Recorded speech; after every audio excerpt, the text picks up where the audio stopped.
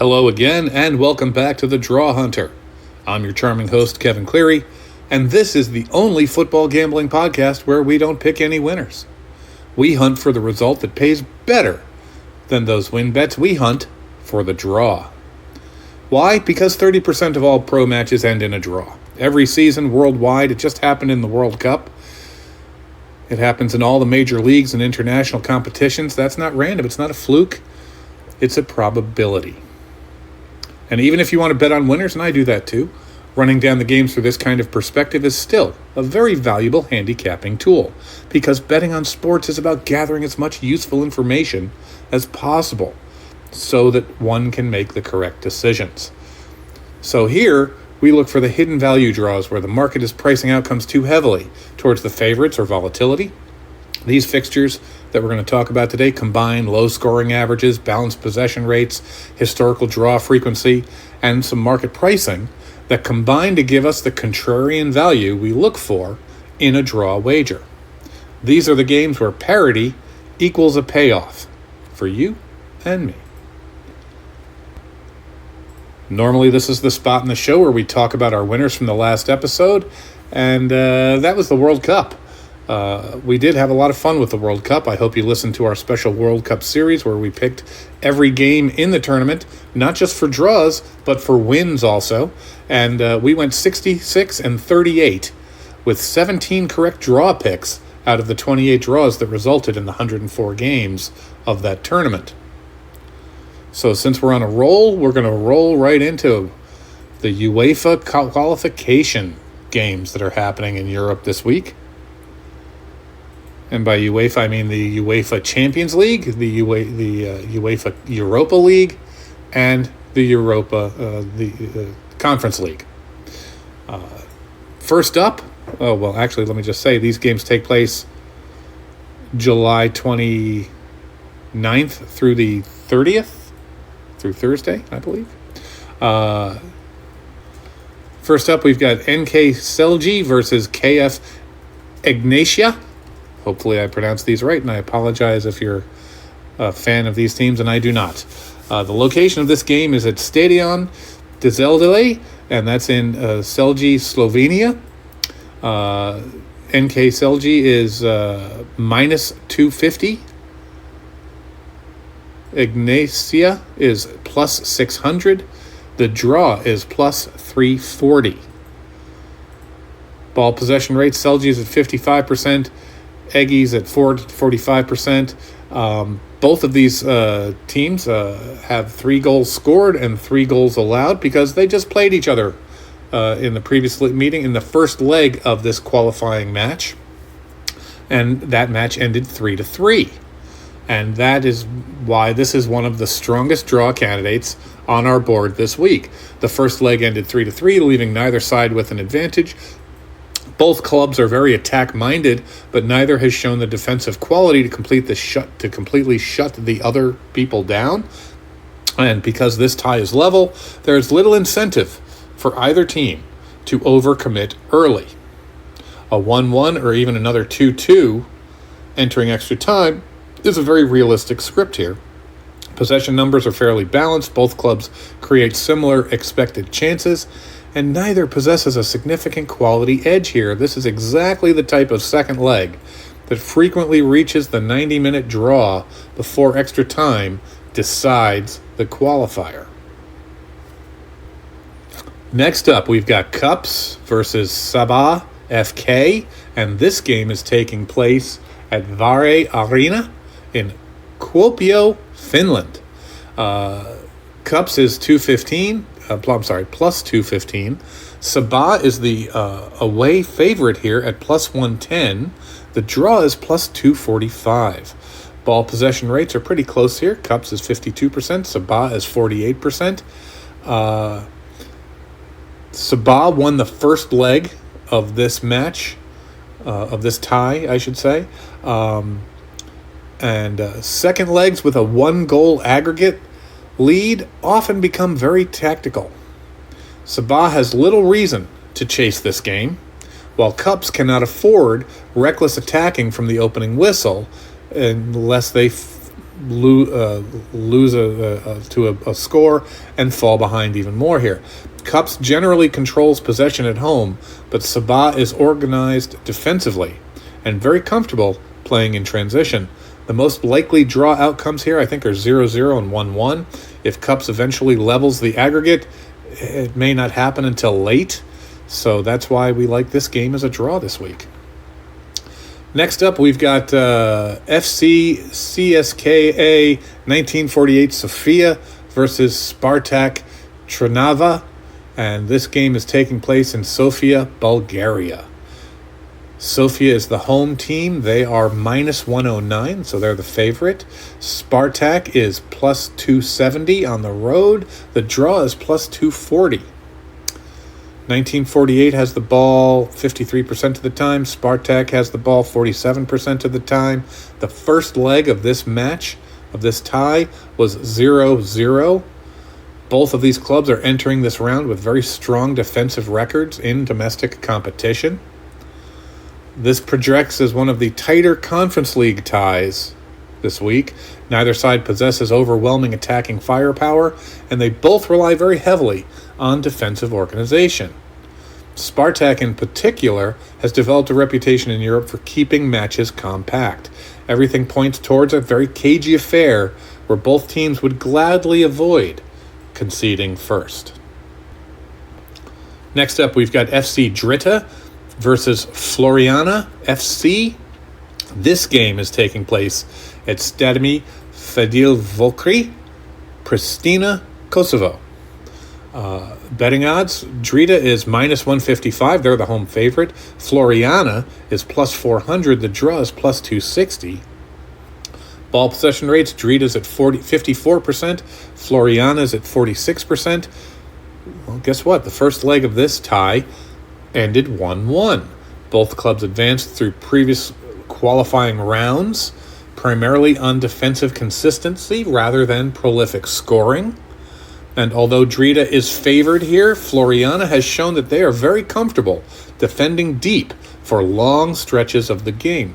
Conference League qualifiers between clubs from similarly ranked associations frequently become low-event matches.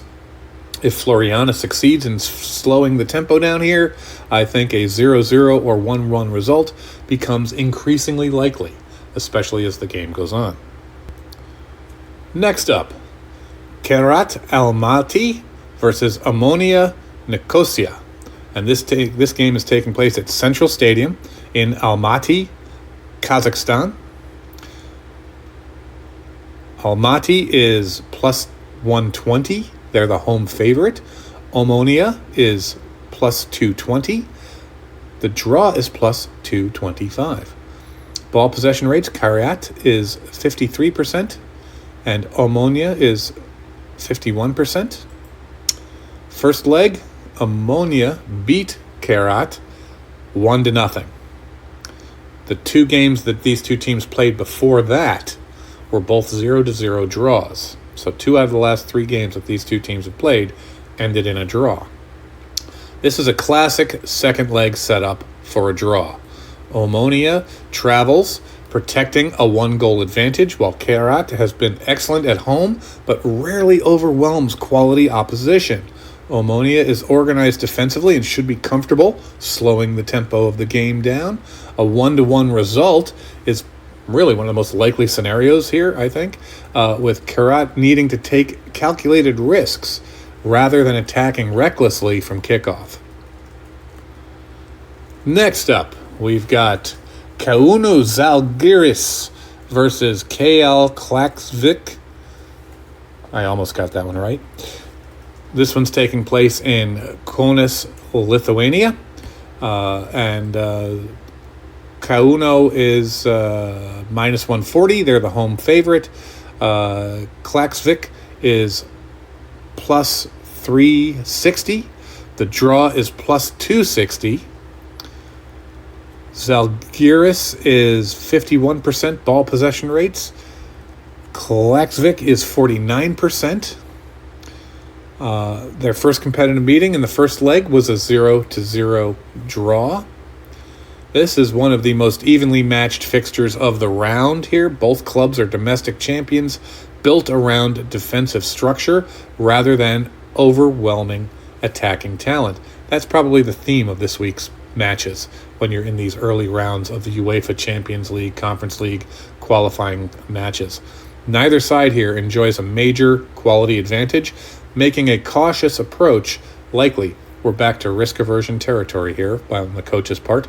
Expect some long periods of midfield play with limited clear chances for either team. Next up, another challenging pronunciation team. We've got Université Craiovia versus Levski Sofia. And this one is taking place at, oh my gosh, I'm not going to get this right, Ion Oblemenenko Stadium, Craiovia, Romania. Craiovia is minus 109. They're the home favorite here. Levski is plus 290. The draw is plus 240. Craiovia has the ball about 55% of the time. Levski Sofia has it about 47% of the time. Levski Sofia won the first leg of this tie 1-0. Levski has no reason to open the match or try to hurry anything up here. Craiovia will carry the possession, but Levski's compact defensive shape has been one of the better units in qualifying. This projects as a tactical contest where neither side wants to concede first. A 1-1 draw would suit the people at Levski Sofia perfectly, and that's what I think is going to happen. Next up, we've got Górnik Zabrze versus Fenerbahce, and this is taking place at Zabrze, Poland. Zabrze is plus 500, so they're the home underdog. Fenerbahce here is minus 210. The draw is plus 320. Górnik is 48% on the ball possession rate. Fenerbahce is 57% in the ball possession percentage. Fenerbahce won the first leg of this tie 1-0, and they are the superior side here, though.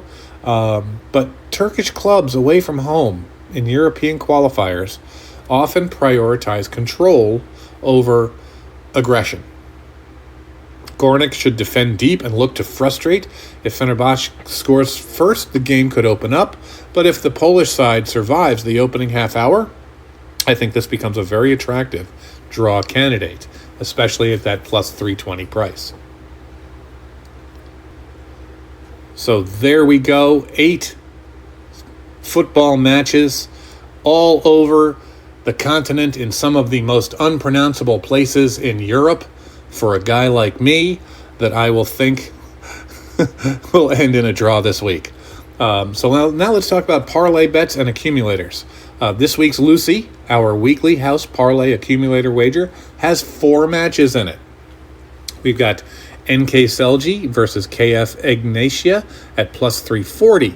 We've got Cups versus Saba at plus 245. We've got 1948 Sofia versus Spartak Trnava at plus 240. And we've got Drita versus Floriana at plus 260. This is going to be a big one. A $1 bet on that 4-leg parlay returns $184.80 according to the payout field in the betting app in front of me right now. That's almost 185 to 1. Now, if we do a 3-leg parlay without Celje and Ignacia in it, with just the Cups, 1948 Sofia, and Drita games, that 3-leg parlay pays $41.23 for a $1 bet. So 41 to 1 odds there. Those are going to be 2 Lucies. We hit 3 Lucies during the World Cup. I just want to remind everybody of that.